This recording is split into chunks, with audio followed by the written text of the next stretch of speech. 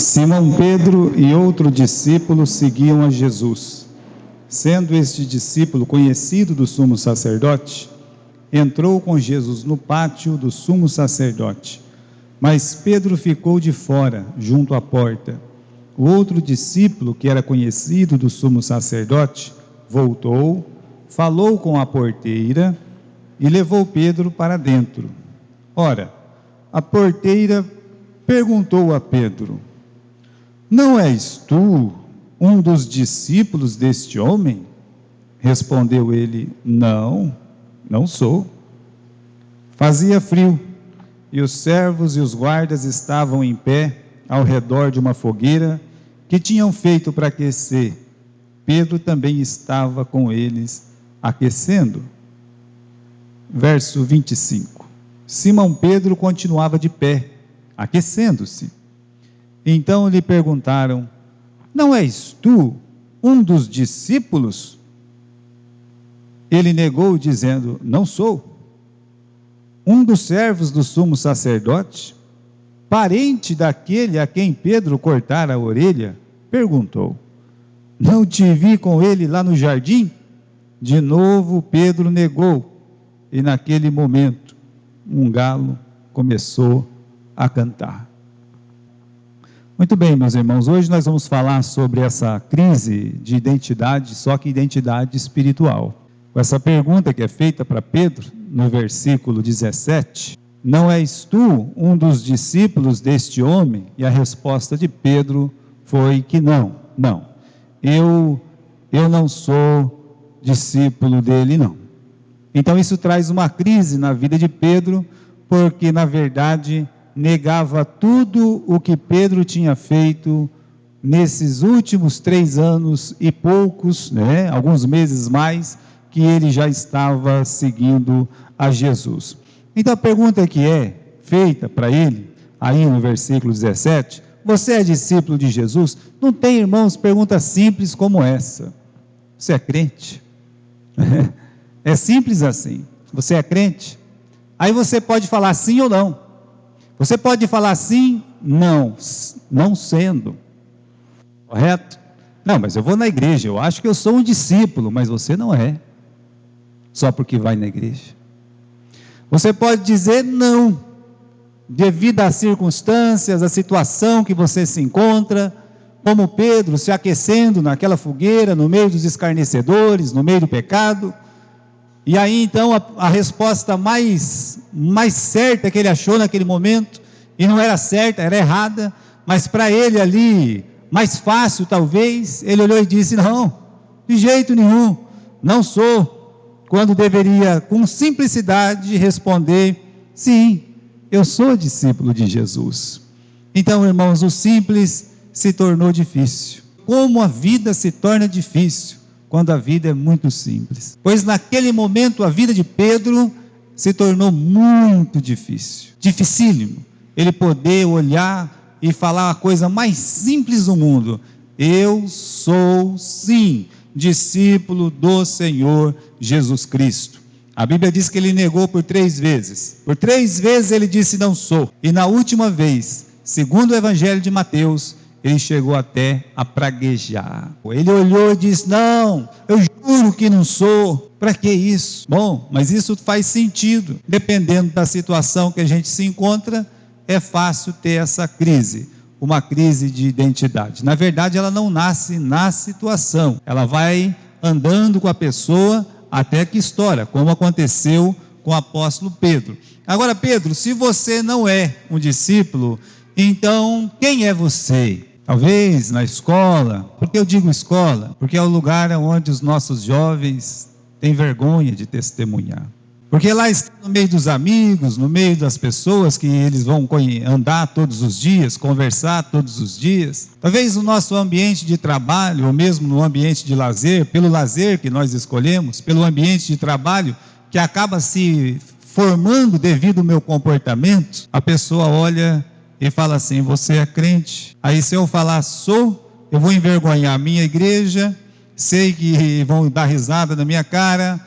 As pessoas vão olhar e dizer: não, mas se você é crente, por que você fez isso? Por que você está falando desse jeito? Quem é você então? Por que você está aqui nessa roda? Você trabalha para o sumo sacerdote? Não. Você é algum guarda do templo por acaso? Não, também não sou guarda do templo. Então quem é você? Não havia motivo, não há motivo crível para que ele estivesse naquela rodinha, como está aqui no final do versículo 18, fazia frio, os servos, os guardas, eles estavam em pé ao redor de uma fogueira que eles tinham feito, e Pedro estava no meio deles, os guardas estavam ali para guardar, soldados estavam ali para guardar também, fazer algum mal para Jesus, ou talvez não deixar que ninguém mate Jesus antes da hora. Cada um tinha uma função ali, a porteira estava ali para abrir a porta e para fechar a porta. E o Pedro, o que ele estava fazendo ali? Aqui eu marquei algumas frases que disseram para Pedro naquela noite. Não és tu também dos discípulos deste homem? Você não estava com Jesus o Nazareno? Verdadeiramente tu és um deles, porque você fala igual eles, a tua fala te denuncia. E essa aqui que nós lemos no versículo 26, ei, calma lá, eu sou parente daquele que você cortou a orelha, eu te vi com ele no jardim. O que acontece com Pedro ali, pode acontecer com qualquer um de nós. Nós estamos sujeitos a esse mesmo mal que Pedro está sofrendo, nesse momento turbulento da sua vida, quando ele nega Jesus 3 vezes, Jesus disse que ele ia negar antes que o galo cantasse 2 vezes, o galo cantou uma vez, ele negou e o galo cantou, como que se dissesse assim, olha, cuidado meu amigo, lembra o que Jesus disse, esse galo cantou aí para te avisar, para você não negar, mas ele negou mais 2 vezes, não adiantou nada o galo cantar para avisar. É um exemplo para nós, de humanidade, de que somos frágeis e limitados, e precisamos muito, mas muito mesmo da graça de Deus para vencer essa crise de identidade que parece que os crentes em Cristo Jesus insistem em carregar até o túmulo. Sou ou não sou? Eis a questão. És tu um dos discípulos dele? Não sou. Só serei se eu estiver na igreja? Só serei se eu estiver lá no meu quarto orando, precisando da graça de Deus, do seu socorro, do seu amparo? Só serei assim? Não, meus irmãos, é naqueles ambientes mais comuns, quando nós estamos rodeados dos ímpios mesmo, por algum motivo, e há muitos motivos, como eu disse, nossos filhos vão para a escola 5 vezes por semana, nós vamos para o trabalho 5, 6 vezes por semana, nós saímos na rua e conhecemos o vizinho da direita, da esquerda, da frente, de trás, todos os dias em que vivemos naquela rua, naquela casa, naquele bairro, então é ali que se forma essa crise de identidade. E o inimigo está sempre ali olhando. Meus irmãos, a resposta dele de dizer assim, eu não sou, era uma contradição com a maior decisão que ele já tinha feito na sua vida. O Evangelho de Lucas, no capítulo 18, versículo 28, o jovem rico teve a oportunidade de seguir a Jesus, mas não seguiu. Jesus chamou ele, mas ele não foi. Ele bem que queria, mas a carne não deixou, e ele então se retirou triste. E Jesus disse, olha, é muito difícil entrar um rico no reino dos céus, é mais fácil um camelo passar pelo fundo de uma agulha. Aí Pedro, com aquela bocona grande que ele tinha, né, ele disse no versículo 28, nós deixamos tudo e te seguimos. Era verdade, não era mentira, porque realmente o Pedro, ele deixou tudo o que? Talvez algumas coisas que jamais nós deixaríamos, ele deixou o que? Né? Ele deixou a casa dele, ele teve que deixar para seguir Jesus, ele deixou o trabalho dele, ele deixou as redes que ele mesmo tinha feito para catar os peixes, porque ele era pescador, então ele deixou a sua profissão, e saindo da sua profissão, ele tinha que pular fora daquele barco, ele vivia mais dentro do barco do que fora do barco, agora ele teria que viver fora do barco, casualmente no barco, para carregar Jesus. Então são coisas difíceis de ser deixadas, e ele aqui está dizendo, eu deixei tudo, Senhor, nós deixamos tudo para te seguir. Meus irmãos, seja familiares, seja parentes, seja os amigos, o seu patrão, ele deixou, então ele não estava mentindo, ele deixou tudo. Agora, o que adianta a pessoa deixar tudo se não for para seguir Jesus? Às vezes a pessoa abre mão de muita coisa, mas não é para seguir Jesus. Não vale a pena, fique com as coisas. Eu vou deixar de tudo para poder fazer uma coisa que eu gosto. Olha, não vale a pena. Vá viver sua vida, vá para o seu trabalho, forme a sua família, continue seus dias. Só tem uma coisa que vale a pena, deixar tudo, que é o quê? A palavra, o reino de Deus. Só tem uma pessoa, e essa pessoa é Jesus Cristo. Então nós deixamos tudo e te seguimos, é verdade, só vale a pena se for para seguir Jesus, aí você pode deixar tudo. Então quando ele falou lá para aquela menina, que abriu e fechou a porta para ele, tu és um dos discípulos, ele disse, não sou. Ele está negando a declaração dele, que ele disse, nós deixamos tudo para te seguir. E aí, meus irmãos, a sua resposta também transformava em mentira os 3 anos que ele viveu ao lado de Jesus. Mais de 3 anos, a Bíblia fala que é mais de 3 anos. Quando o irmão dele apresentou ele para Jesus, quando o André disse, achamos o Messias, com aquela alegria, e Pedro foi logo indo, mas Pedro nem era Pedro, era Simão, nem nome ele tinha, como ele tem hoje, como ele é conhecido hoje. Aí então Jesus é que disse, você não vai mais se chamar Simão, você vai se chamar Cefas, você vai se chamar Pedro. Meus irmãos, Pedro só passou a ser Pedro quando ele passou a seguir Jesus. Antes disso, Pedro não existia. Então, se ele existia como Pedro, é por Jesus Cristo. Uma coisa, meus irmãos, é ter um encontro com Jesus, outra é ter uma vocação. Estava no barco com seus amigos, pescando a noite inteira, pouco se lhe dava essa questão de vocação. Ele era um seguidor, mas um pescador. Ele era um seguidor, mas tinha sua profissão, ainda não tinha deixado tudo. Até que Jesus, então, naquela pesca maravilhosa, chamou cada um deles.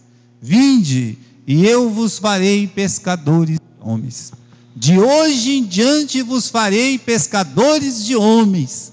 Mas Jesus só disse isso depois que Pedro disse, afasta-te de mim, Senhor, porque eu não mereço. Eu não sou digno, eu sou um homem pecador, é um pecador, não é digno, não merece, mas eu vou te fazer um pescador de homens. Então houve uma grande transformação, quando ele fala, eu não sou seu discípulo, o que ele fez com o seu chamado? O que ele fez com a sua vocação? A visão da glória de Deus, que ele nunca se esqueceu, nem quando ele estava morrendo e escrevendo o livro de 1º e 2º Pedro, quando ele fala, nós ouvimos aquela voz vinda do monte, tu és o Filho amado. Meus irmãos, nunca ele esqueceu aquela visão de Cristo glorificado, o dia que ele andou sobre as águas.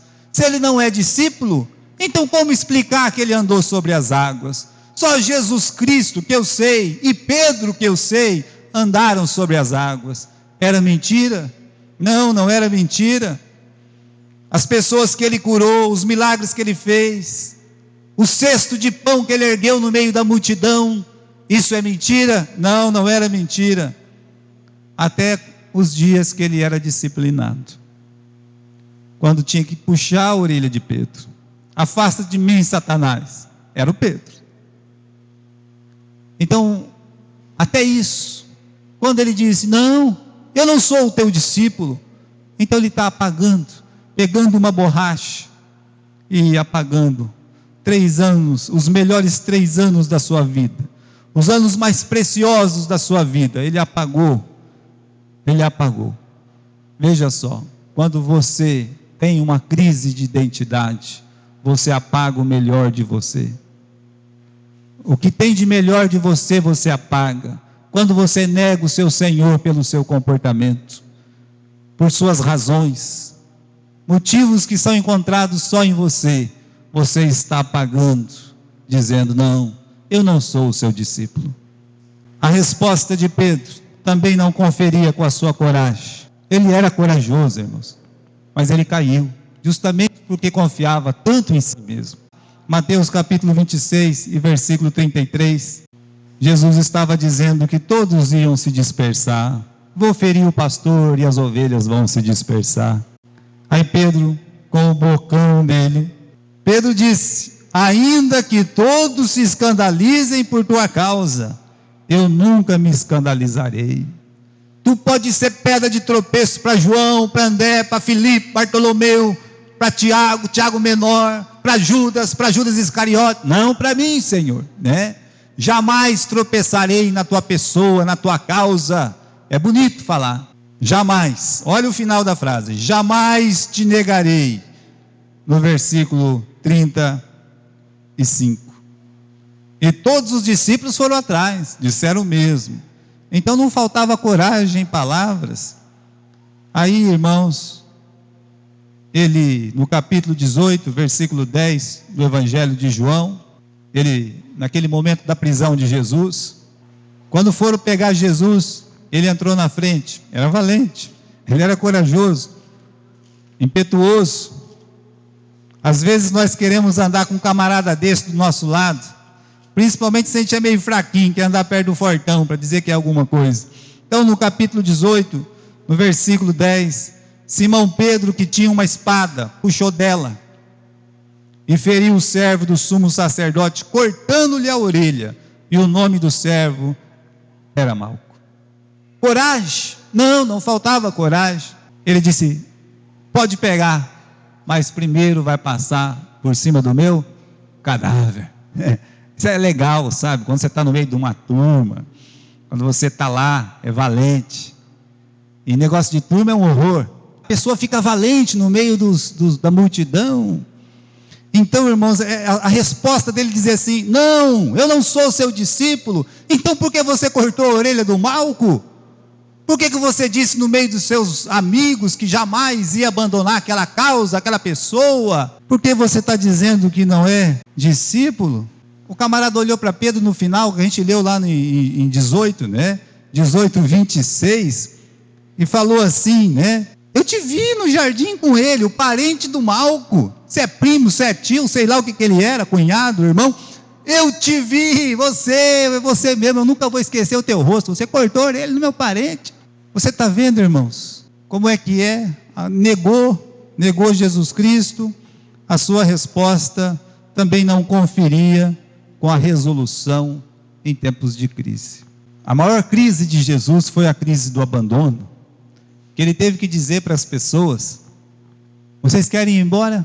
Vocês também? Todo mundo já foi? Multidões, milhares e milhares já foram. Vocês querem ir embora? Aí Pedro, ele cita essa frase aqui, nós temos na tela, né?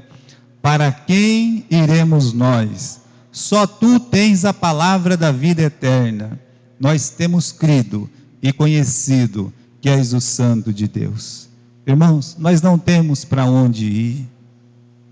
Nós não temos para quem ir. A única coisa que resta em nossas vidas é sermos teus, Senhor.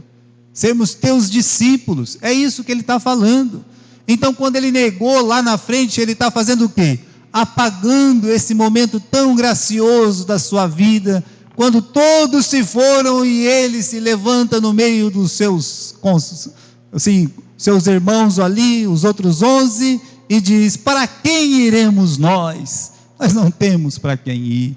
E era verdade, não tinham mesmo. Olha, irmãos, a identidade cristã é uma coisa séria. Não dá para brincar de ser e não ser.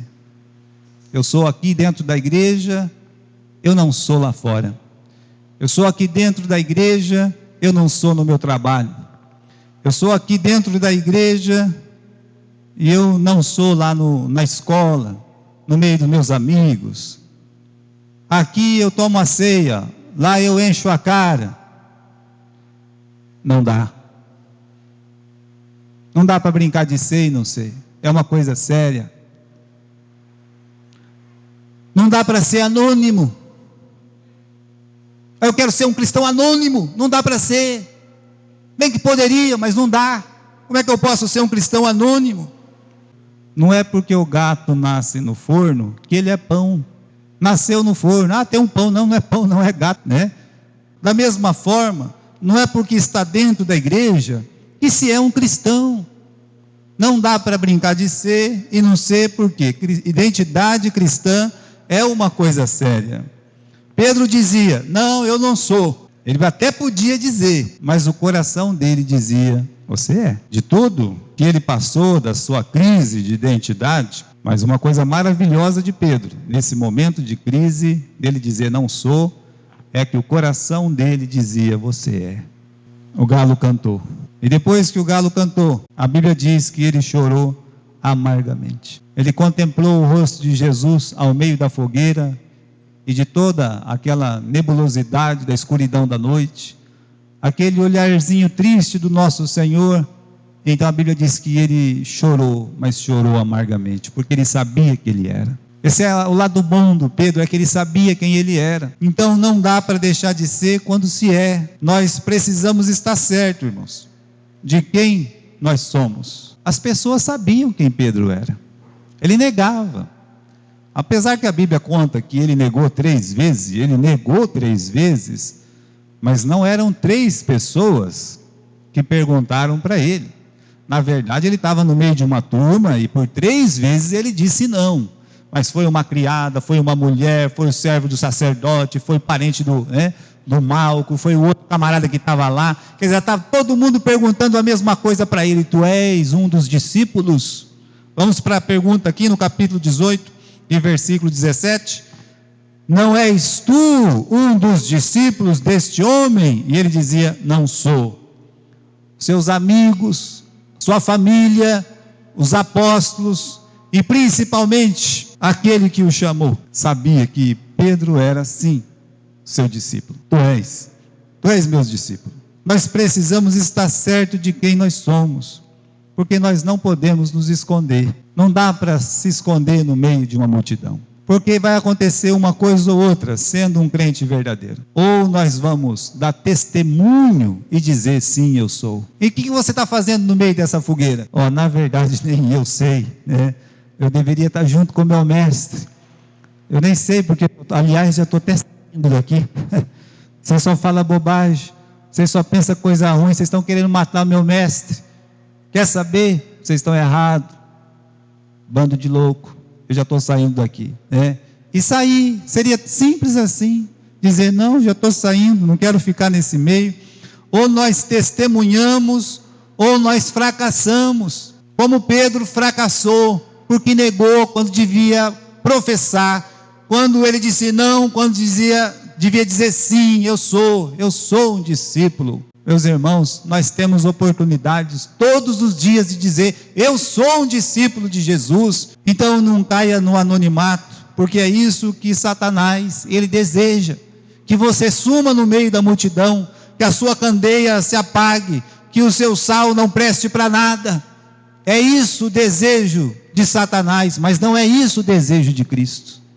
Isso que ele te salvou, para você poder dizer: sou eu mesmo, e sim, sou discípulo de Jesus Cristo, sou um crente, eu sou uma pessoa que tem uma igreja, eu tenho meus irmãos que oram por mim, que vivem por mim, eu sou de Jesus, aleluia. Nós aguardamos um novo céu e uma nova terra. Quem disse isso? O próprio Pedro.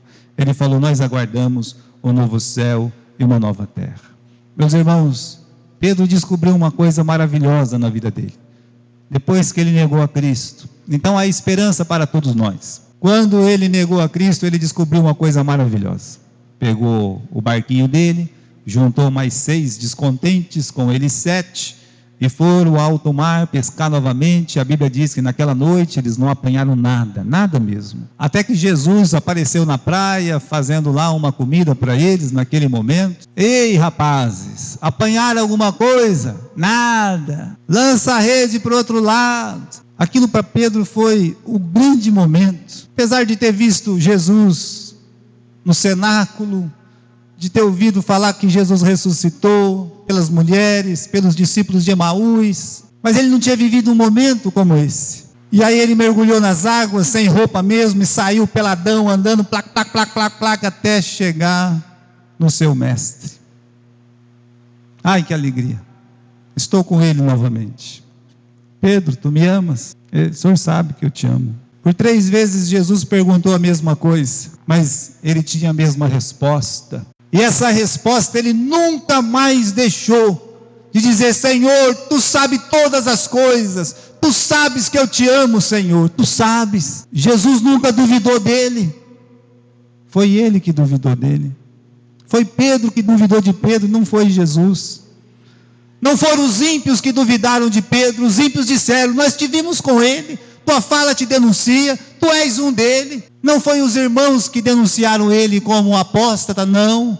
Foi ele que disse: não, eu não sou. Fazendo ali uma inversão daquilo que Jesus disse: eu sou. Graças a Deus, Jesus era o pão da vida, Jesus era o caminho, Jesus era a verdade, Jesus era o que Pedro precisava, a água da vida, precisava daquele momento, daquele refrigério.